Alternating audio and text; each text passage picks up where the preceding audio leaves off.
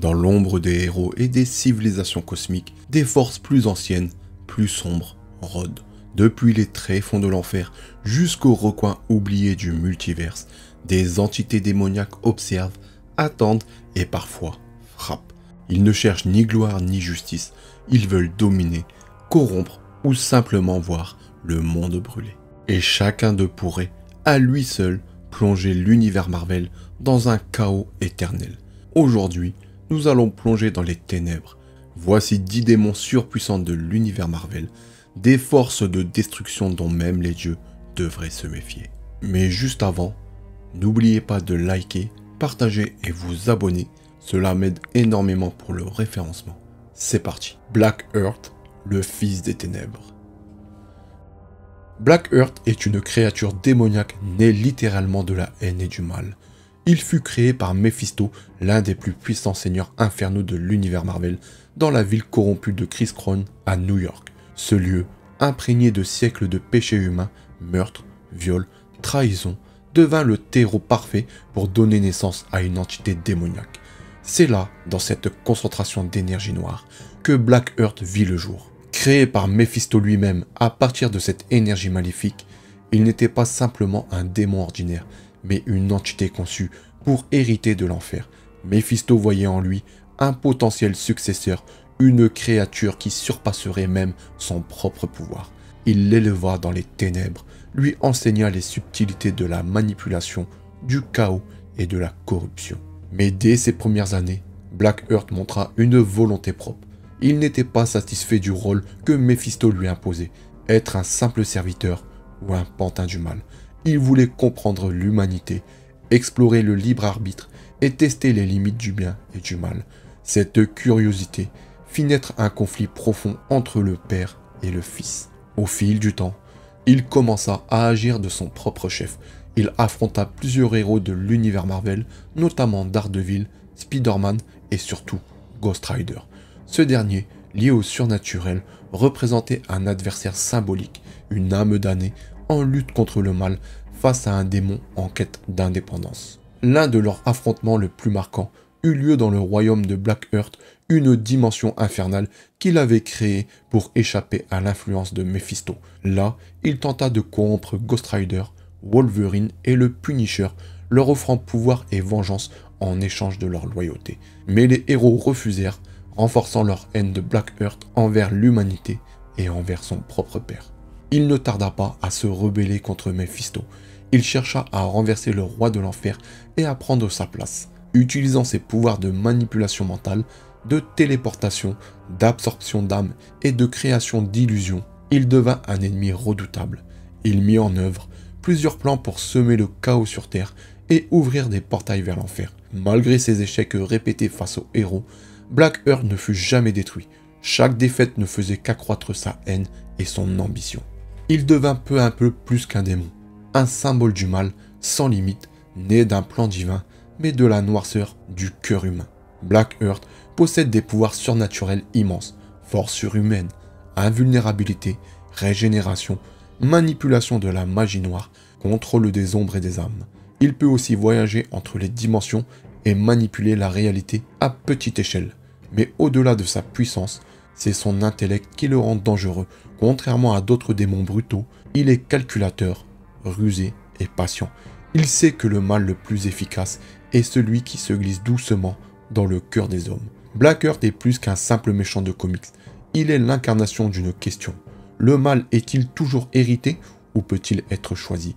Créé pour être un monstre, il a voulu être un roi. En quête de pouvoir, il reste surtout en quête de lui-même, tiraillé entre son essence démoniaque et son désir de dépasser son père.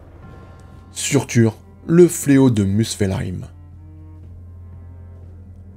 Surtur est une entité primordiale, un démon de feu colossal issu des profondeurs du royaume ardent de Muspelheim, l'un des 9 royaumes. Créature ancienne, née bien avant la mémoire des hommes, il incarne le feu primordial, celui qui consume, détruit et purifie la destruction. Dès sa naissance, Surtur n'a connu que le chaos et la chaleur infernale. Il règne sans partage sur Muspelheim, entouré de ses légions de démons de feu, les Fire Démons, prêts à incendier le cosmos sur un simple ordre. Mais son ambition dépasse largement les frontières de son royaume. Surtur rêve de la fin de toute chose, du crépuscule des dieux, le Ragnarok. Depuis des temps anciens, il s'oppose à Asgard et à ses souvenirs. Il est particulièrement Odin, le père de tout, qui a longtemps lutté pour empêcher le feu de Surtur de consumer l'ordre cosmique. Une légende raconte qu'il fut emprisonné par Odin, Vili et Ve, les trois frères divins, au cœur du cosmos. Mais même captif, Surtur n'était jamais réellement vaincu. Il patientait, forgeant dans les flammes du Muspelheim une arme mythique, Twilight ou l'épée du destin, capable de trancher les royaumes eux-mêmes et d'allumer le feu du Ragnarok. Surtur est une entité d'une puissance titanesque. Il mesure plusieurs centaines de mètres, son corps est fait de feu vivant, et sa simple présence suffit à faire fondre la pierre et à embraser les cieux. Il est immortel, lié au feu cosmique, et sa colère peut faire vaciller les fondations du monde. Quand il se déchaîne, il ne vient pas seul. Il mène derrière lui des armées infernales, répandant les flammes sur les 9 royaumes. Chaque affrontement contre lui est un combat pour la survie même de la réalité. Il est apparu plusieurs fois dans l'univers Marvel, notamment face à Thor, le dieu du tonnerre. L'un de leurs combats les plus épiques eut lieu lorsqu'il tenta d'envahir Midgard, la Terre, avec son armée déclenchant une guerre à l'échelle cosmique. Il fut repoussé encore et encore, mais jamais définitivement détruit. Car Surtur n'est pas un simple être vivant, il est une force du destin, une pièce inévitable du cycle cosmique. Chaque fois qu'il est vaincu, il revient, porté par la prophétie du Ragnarok. Dans certaines versions, y compris celle adaptée au cinéma dans Thor Ragnarok sorti en 2017, Surtur finit par accomplir son destin et détruit Asgard elle-même, marquant ainsi la fin d'une ère. Il n'est pas simplement un vilain, il est l'un des rares personnages de Marvel à incarner une idée cosmique, celle de la fin inévitable. Comme une éruption solaire ou la mort d'un monde, il représente une force naturelle et cyclique. Il ne cherche pas la domination, mais l'annihilation. Car pour lui, seul le feu peut purifier ce qui est corrompu. Surtur est l'un des êtres les plus anciens et les plus puissants de l'univers Marvel, seigneur du feu, porteur du crépuscule, destructeur des dieux. Il n'est pas animé par la haine ou le désir de pouvoir, mais par une mission, embraser le cosmos et faire renaître l'univers de ses cendres. Satanish, le dévoreur d'âmes. Satanish est un puissant démon extradimensionnel, un seigneur infernal dont le nom seul provoque la terreur dans les royaumes mystiques. Il règne sur une dimension propre, un enfer personnel où il emprisonne les âmes corrompues et les tourmente pour l'éternité. Son apparence absolument monstrueuse, une peau verte écailleuse, un visage grotesque orné d'une immense mâchoire déformée et de plusieurs yeux, et un corps démesuré aux proportions cauchemardesques. Son aura inspire non seulement la peur, mais aussi la folie à ceux qui osent croiser son regard. Les origines exactes de Satanish sont obscures, comme s'il était né dans l'ombre elle-même. Certains textes occultes prétendent qu'il serait le fils de Dormammu, un autre démon cosmique extrêmement puissant. Bien que cela n'ait jamais été confirmé de façon certaine, les ressemblances entre leurs domaines et leurs ambitions suggèrent une lignée infernale commune. Satanish est avant tout une entité d'énergie mystique noire existant au-delà du plan matériel. Il tire sa force des pactes qu'il passe avec des mortels avides de pouvoir, à qui il offre richesse, jeunesse ou puissance en échange de leur âme éternelle. L'un des moyens par lesquels Satanish influence le monde matériel est à travers des sectes et des cultes. Il a notamment formé un groupe appelé les Sons of Satanish, les fils de Satanish, composé de sorciers et d'adeptes prêts à tout pour servir leur maître infernal. Satanish aime se présenter comme un faiseur de miracles auprès de ses âmes égarées, leur offrant des dons en échange de leur loyauté, mais inévitablement, les pactes qu'il propose finissent toujours par se retourner contre ceux qui les acceptent, car Satanish n'offre jamais sans demander un prix terrifiant. L'un de ses adversaires principaux est le docteur Stephen Strange, sorcier suprême de la Terre. Satanish est intervenu à plusieurs reprises pour manipuler la réalité, corrompre des mages ou tenter d'absorber les âmes de mortels. Dans plusieurs affrontements, Satanish s'est allié à d'autres forces maléfiques comme Baron Mordo ou Mephisto, mais il garde toujours ses propres objectifs secrets. Il considère même ses alliés comme des pions et n'a qu'un seul véritable objectif, accroître son pouvoir en absorbant le maximum d'âmes humaines. Ses pouvoirs en font l'un des êtres magiques les plus puissants de l'univers Marvel. Il peut manipuler la réalité dans sa dimension, créer ou altérer des corps physiques, absorber ou manipuler des âmes, corrompre l'esprit des vivants défier les lois naturelles du temps et de l'espace. Il ne peut être vaincu que par une magie supérieure ou par un esprit pur, ce qui fait du combat contre lui une épreuve autant spirituelle que mystique. Contrairement à certains démons plus flamboyants et brutaux, Satanich est froid, calculateur, sadique et pervers. Il aime jouer avec ses victimes, les pousser à la damnation par leur propre choix. Il incarne l'aspect le plus cruel de la tentation, celle qui paraît raisonnable, séduisante, jusqu'à ce qu'il soit trop tard. Il est plus qu'un démon, un esprit corrupteur, une force cosmique de perversion et de damnation. Dans l'univers Marvel, il se tient en embuscade dans les coins sombres de la magie, prêt à offrir monts et merveilles à ceux qui oseraient conclure un pacte avec lui, sans comprendre qu'ils viennent de signer leur arrêt d'âme. Méphisto, le diable de l'univers Marvel. Dans les ténèbres infinies de l'univers Marvel, parmi les entités les plus anciennes et les plus redoutées, Méphisto occupe une place à part. Seigneur de la dimension infernale, maître de la tromperie, du mensonge et de la damnation, il est l'archétype même du diable, adapté aux lois mystiques de l'univers Marvel. Méphisto n'est pas le diable au sens religieux, mais il en incarne tous les symboles, la tentation, le pacte, la punition éternelle. Il est le seigneur d'un enfer qui n'est pas celui des livres saints, mais une dimension démoniaque façonnée par la peur, la douleur et les âmes perdues. Ses origines remontent à l'aube de la création. Il fait partie d'un groupe d'entités démoniaques nées des émotions négatives de l'univers. Haine, peur, désespoir. Méphisto s'est rapidement hissé au-dessus des autres grâce à sa manipulation mentale, son intelligence et son art de corrompre les âmes. Il règne sur sa propre dimension, souvent appelée l'enfer de Méphisto, bien qu'elle soit distincte de l'enfer chrétien. Là, il torture les âmes damnées, il les utilise comme source de pouvoir, il crée des illusions infinies pour les faire souffrir sans fin. Son royaume est instable, malléable, selon sa volonté, et peut prendre l'apparence de n'importe quel enfer, selon la culture ou la victime. Ses pouvoirs reposent sur le consentement. Il ne vole pas les âmes, il les achète, à travers des pactes, des marchés ou des vœux exaucés en échange d'un prix terrible. Il est apparu à des milliers d'individus à travers les âges, souvent à des moments de désespoir, leur offrant ce qu'ils désirent le plus, pouvoir, jeunesse, richesse, amour, vengeance. Mais tous les pactes avec Méphisto sont piégés. Ce qu'il donne, il le reprend, et au centuple.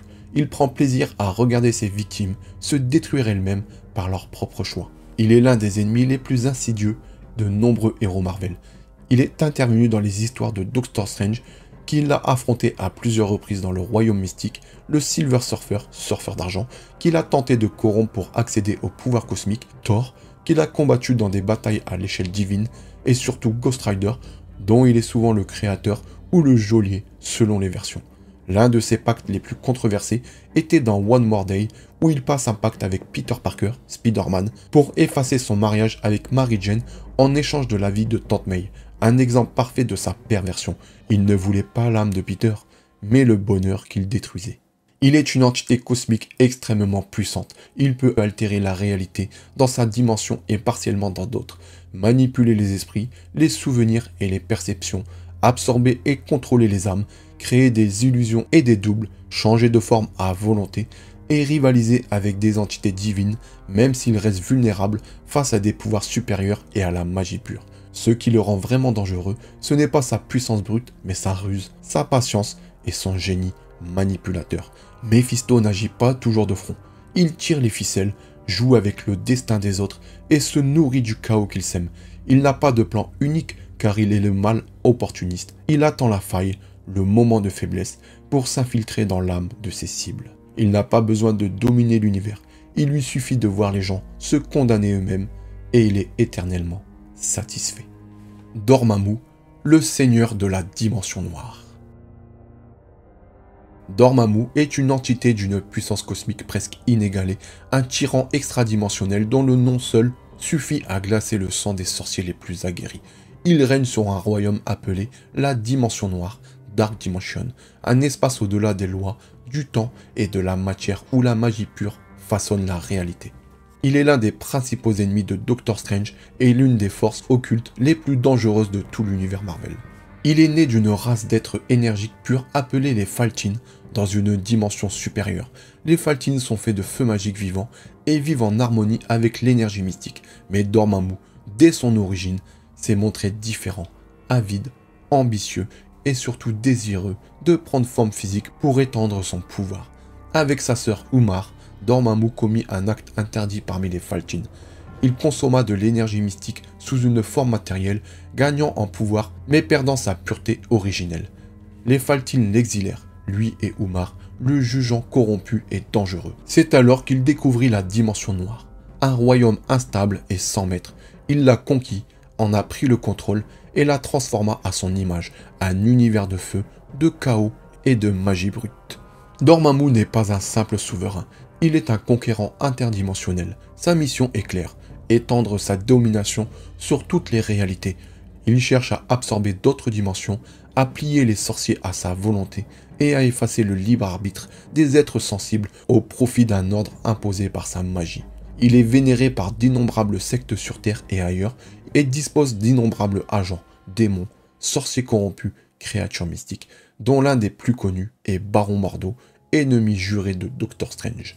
L'un des seuls êtres capables de lui résister, comme vous vous en doutez, est Stephen Strange, le sorcier suprême de la Terre. Les deux se sont affrontés à de multiples reprises. Dormammu voit Strange comme un obstacle irritant mais dangereux, et il ne cesse de tenter de le détruire ou de le corrompre. Dans l'un des affrontements les plus célèbres, Dormammu tente d'envahir la Terre directement, mais Strange parvient à le piéger dans une boucle temporelle, comme montré dans le film de Doctor Strange 2016, l'obligeant à renoncer à un affront qui n'a fait que renforcer sa haine. Et bien sûr, il est d'une puissance incommensurable, il possède un contrôle absolu de la magie noire et de l'énergie mystique, la capacité de modifier la réalité à volonté dans sa dimension, la téléportation interdimensionnelle, l'immortalité, la création d'êtres vivants ou d'illusions conscientes et la manipulation du temps et de l'espace. Dans la dimension noire, il est presque invincible.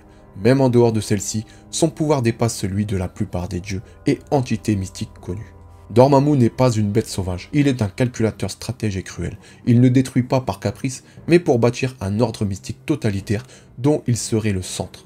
Il méprise les mortels, il les voit comme des insectes insignifiants, sauf lorsqu'ils osent lui résister, comme Strange. Sa vision absolue, un multiverse unifié sous son règne, libéré du chaos par la magie unique de sa volonté. Mais derrière cette ambition cosmique se cache un ego immense, une peur du défi, une haine brûlante envers quiconque lui tient tête. Dormammu est une force cosmique, une entité primordiale, un tyran mystique, né de la lumière mais devenu ombre. Son nom est murmuré dans les grimoires interdits, invoqué par les fous, redouté des sages.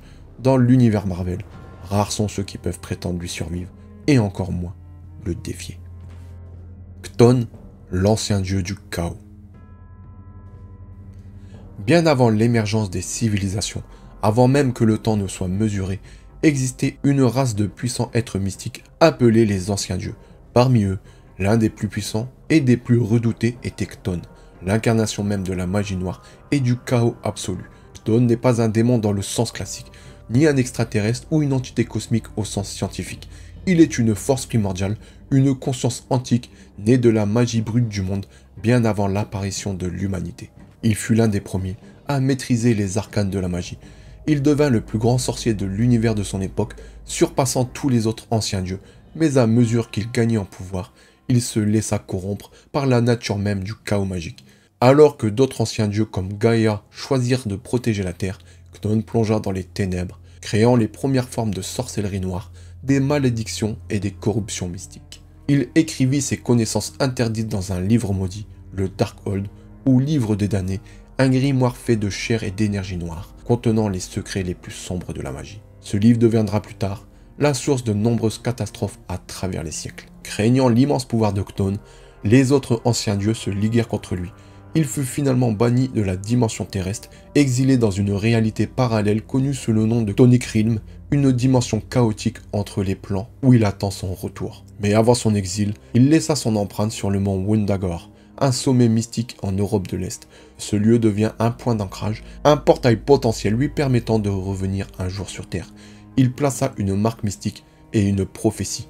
Un jour, un être naîtrait en ce lieu, porteur de son naissance. Cette tête, c'est Wanda Maximoff, alias Scarlet Witch. Née au pied du mont Wundagore, elle fut exposée dès la naissance à l'énergie chaotique de Chthon. Cette exposition est à l'origine de ses pouvoirs déformant la réalité, bien au-delà de la simple sorcellerie. Kton a tenté à plusieurs reprises de posséder Wanda, utilisant son lien avec elle pour essayer de revenir sur Terre. Il a failli réussir lors de l'événement tel que The Darkhold Redeemers et d'autres arcs impliquant le mont Wundagore. Mais il a été repoussé, parfois par Wanda elle-même, parfois par les efforts combinés des héros mystiques. Le Darkhold laissé par Kton est l'un des objets les plus dangereux de l'univers Marvel. Ceux qui le lisent s'exposent à la folie, à la corruption, ou pire, à la possession directe par Kton. Ce grimoire a été utilisé par des sorciers noirs, des vampires comme Varnae, des groupes occultes, et même récemment par des héros comme Doctor Strange ou Blade dans des tentatives désespérées de contrer le mal.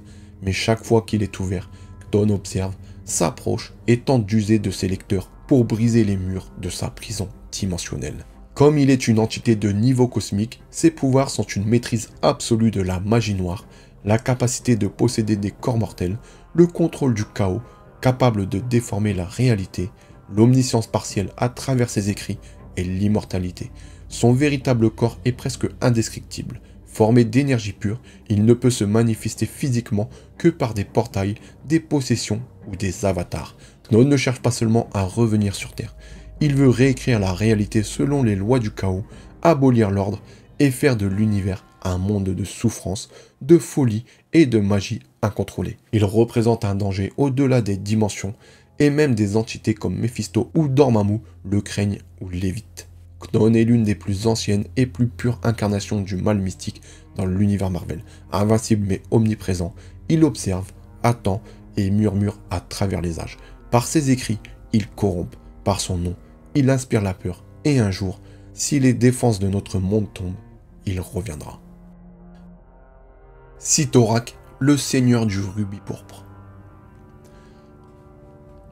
Bien avant que les dieux n'habitent le Panthéon, avant que les démons ne corrompent les dimensions, Cyttorak régnait. Il était une entité mystique primordiale, à la fois dieu, démon et force cosmique, vénérée et crainte dans de nombreuses dimensions.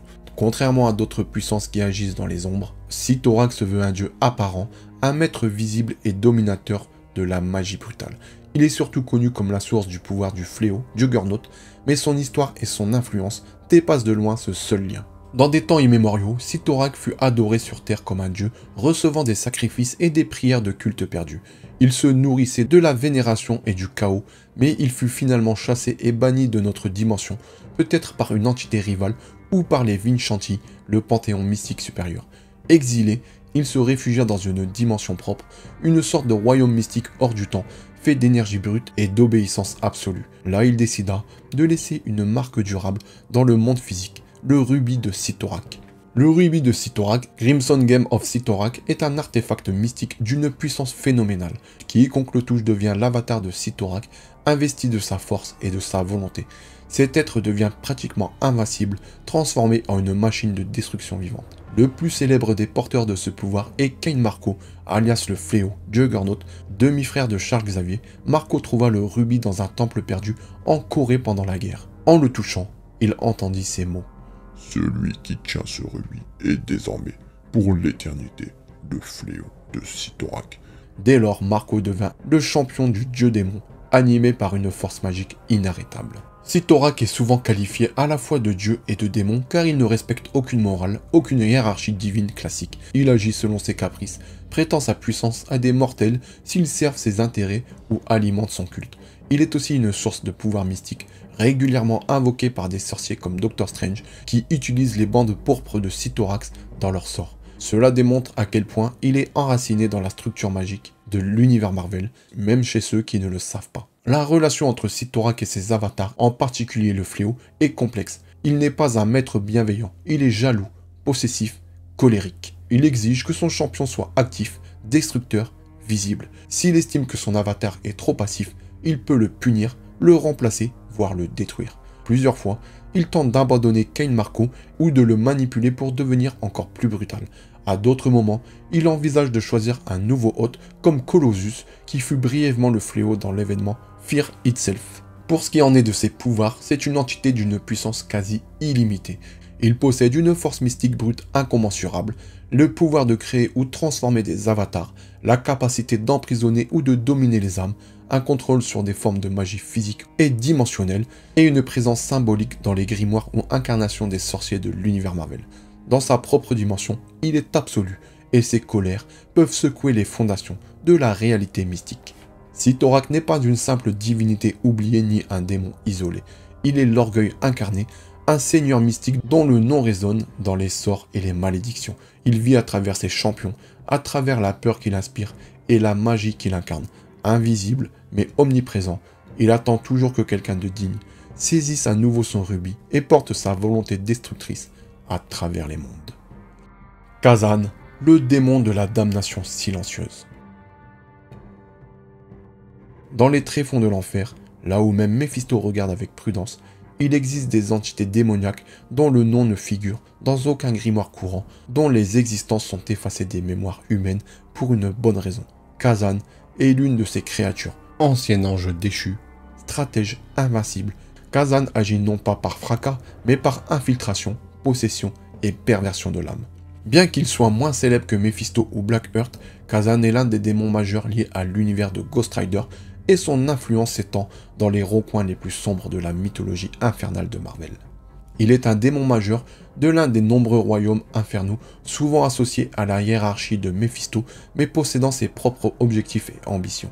Il appartient à l'ancienne lignée des entités infernales qui cherchent à manipuler les humains et à posséder leur chair en faussant leur jugement et en inversant leurs valeurs morales. Sa spécialité est la possession d'humains influents, des politiciens, des chefs militaires, des prêtres, qu'il pousse à agir de façon destructrice, entraînant la perte de nombreuses âmes dans le processus.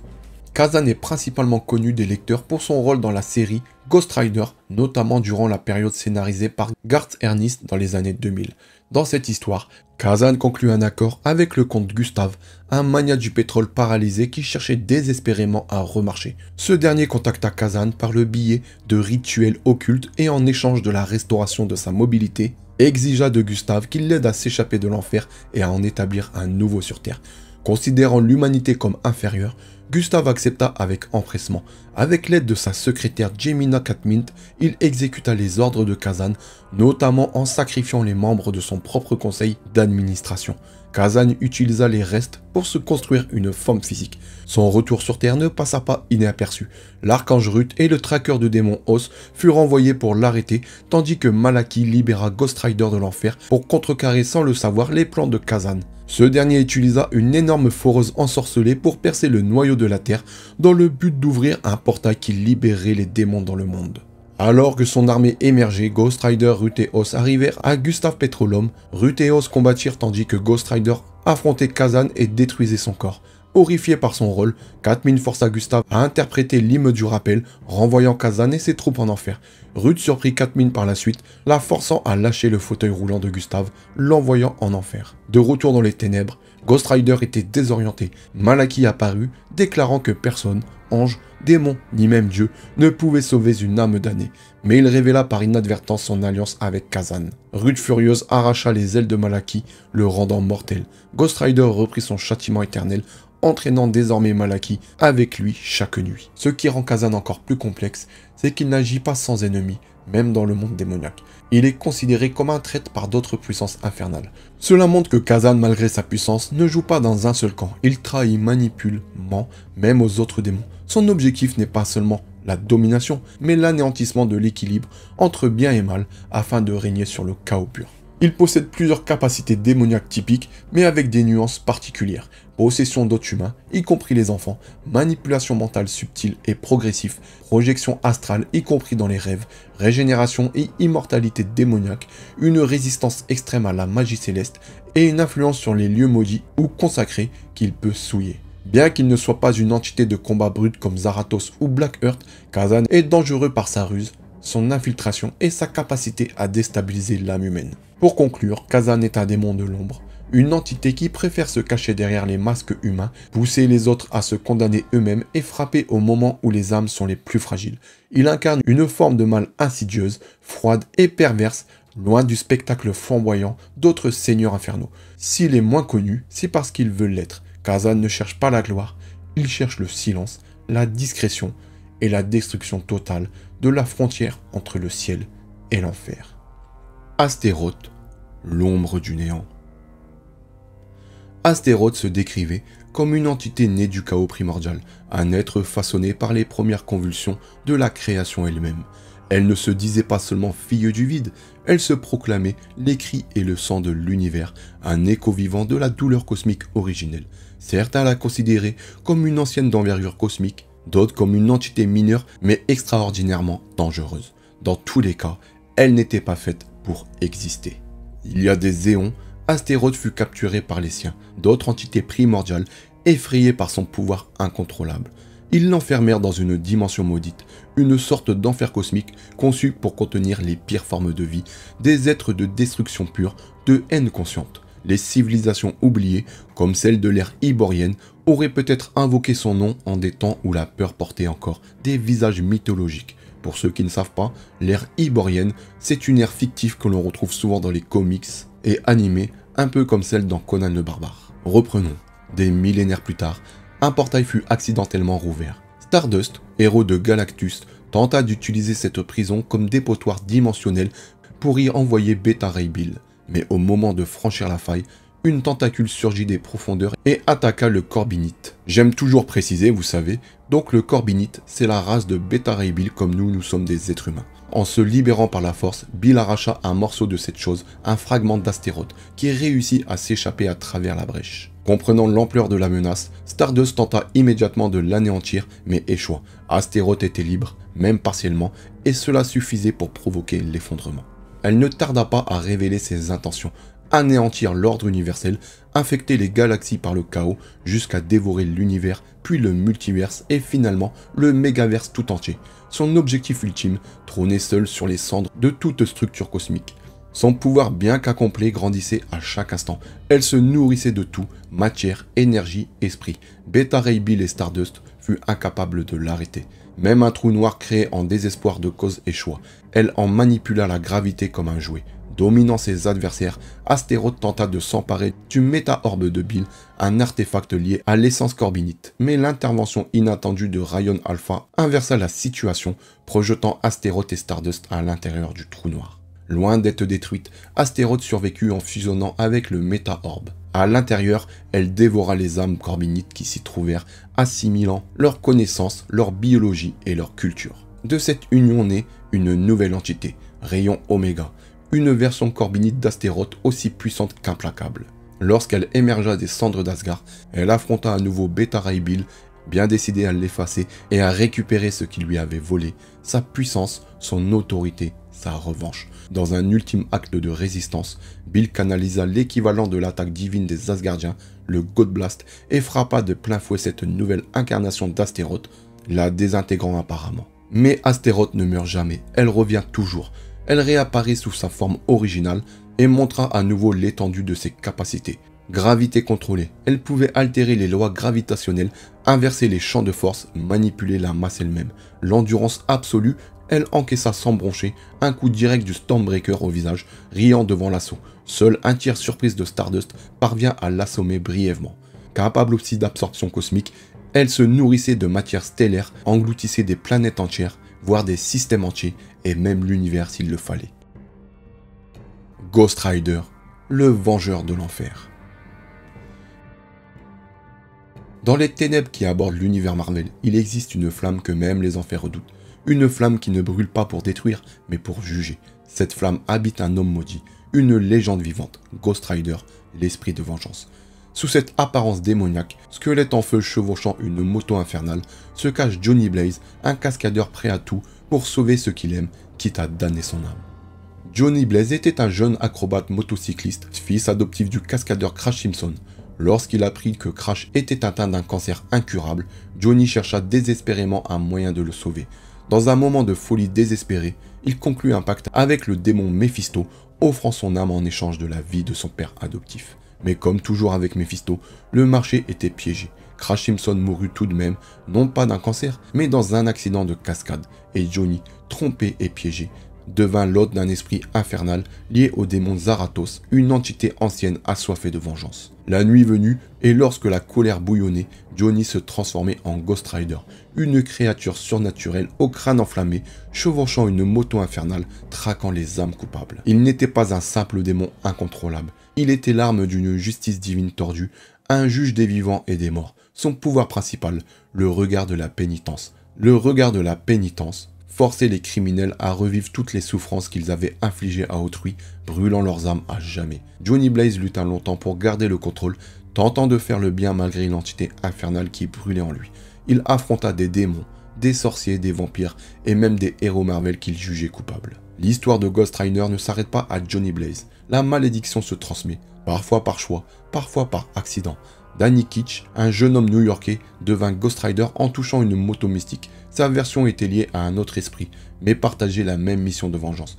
Il affronta aussi de nombreuses entités occultes, et sa stratégie personnelle en fit un Ghost Rider plus sombre et violent. Robbie Reyes, plus récemment, est un adolescent de Los Angeles. Il ne chevauche pas une moto, mais une voiture possédée. Son Ghost Rider n'est pas Zarathos, mais l'esprit de vengeur d'un tueur, Eli Morrow. Son histoire est plus urbaine, plus personnel, mais tout aussi marqué par la soif de justice. Ghost Rider possède des capacités surnaturelles impressionnantes, une force surhumaine, une régénération rapide, la manipulation des flammes de l'enfer capable de brûler l'âme, un regard de pénitence capable de briser les esprits, des chaînes infernales, une arme mystique et polyvalente et une conduite surnaturelle traversant l'eau, les murs et défiant la gravité. Chaque version du Ghost Rider peut également manifester sa propre monture infernale, moto, cheval ou voiture, imbibée de flammes et liée à son pouvoir. Au-delà des combats physiques, Ghost Rider est une bataille intérieure constante. L'hôte lutte contre l'esprit démoniaque en lui, essayant de garder son humanité tout en exerçant une justice brutale. Johnny Blaze, en particulier, a souffert mentalement et spirituellement, oscillant entre héros et monstres. Dans certains arcs, il devient même le roi de l'enfer, après avoir vaincu Mephisto et revendique le trône, mais ce pouvoir n'apporte que plus de douleur et de tentation. Il est bien plus qu'un vengeur enflammé, il est le reflet de nos péchés, une figure mythologique moderne qui interroge sur la nature de la justice, du pardon et de la damnation. À travers la moto rugissante et les flammes qui consument, les cris des hommes brisés tentent de se racheter, même en enfer. Bon les amis, dites-moi, quel est votre démon préféré ou celui que vous craignez d'avoir le plus en face de vous? Je sais qu'il y en a d'autres, j'ai pas parlé de Zarathos puisqu'il est beaucoup lié à Ghost Rider. Il y a aussi Lucifer, Shadrach, Oz, Trog, Zom, etc. Je ferai peut-être une prochaine vidéo sur eux.